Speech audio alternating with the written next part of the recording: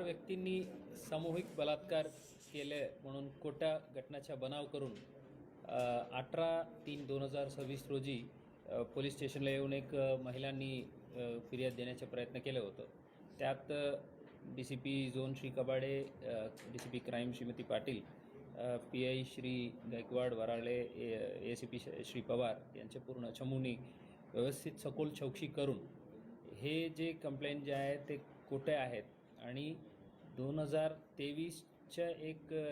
आत्महत्येसाठी प्रवृत्ती केलेले गुन्हे जे आहेत त्या गुन्ह्याच्या फिर्यादी आणि 3 साक्षीदारांवर दबाव आणण्यासाठी हे खोटे घटनेचा बनाव करून आलेले असा निष्पन्न करून घेऊन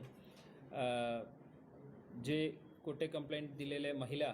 आणि तिचे प्रियकर समीर शेख यांच्या विरुद्ध BNS कलम 248, 217, 61(2) अन्वये गुन्हे दाखल करून त्यांना अटक करून आता पुढील तपास चालू आहे।